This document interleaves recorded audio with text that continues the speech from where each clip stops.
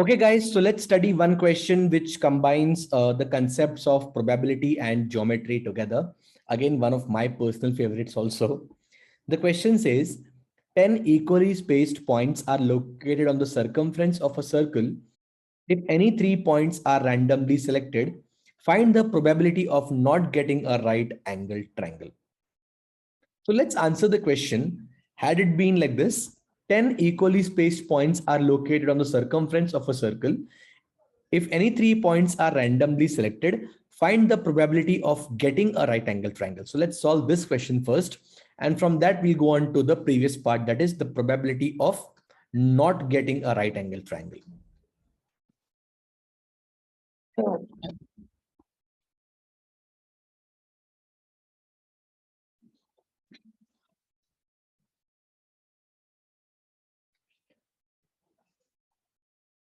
So this is how the condition will be as shown in the diagram. We have the circle and we have the 10 equally spaced points. 1, 2, 3, 4, 5, 6, 7, 8, 9, 10. The 10th one is slightly odd, although it is even. Okay, that was bad. All right. So let's try to understand, guys. If I select 2 points, points 1 and 6, when I join them, I get the diameter basically. Now, when I basically take the diameter, okay, its endpoints are 1 and 6.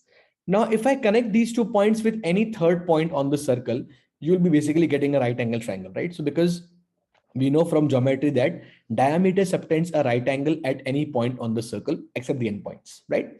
So you take any point, okay?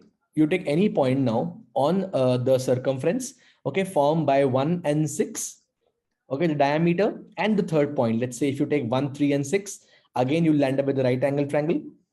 Even if you take 1, 4, and 6, you will end up with the right angle triangle, right? If you take 1, 5, and 6, you'll end up with the right angle triangle, right? Okay. So basically for the diameter 1, 6 that we have selected, we have exactly 8 right angle triangles to be formed, right? Why? Because we can select 8 distinct points, 2, 3, 4, 5, and 7, 8, 9, and 10. So for one diameter, we can form exactly 8 right angle triangles. Likewise, guys, let's observe how many diameters can you draw. So we can take 2, 7, we can take 5, 10, we can take 8, 3, we can take 4, 9. So in all, we can basically draw 5 diameters, right? So for 5 diameters, how many options we have for making right angle triangles? 8 each. So 8 multiplied by 5 in all. In this system, we can draw exactly 40 right angled triangles. Okay, now 10 points are available to us, guys. Out of these 10 points, we can select 3 points in 10C3 ways.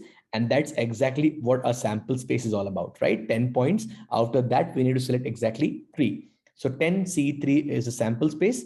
Okay, if you solve, 10C3 will be nothing but 10 into 9 into 8 divide by 3 into 2 into 1. Okay, for this shortcut, you can refer the combinatrix video. You can refer the video for binomial coefficients.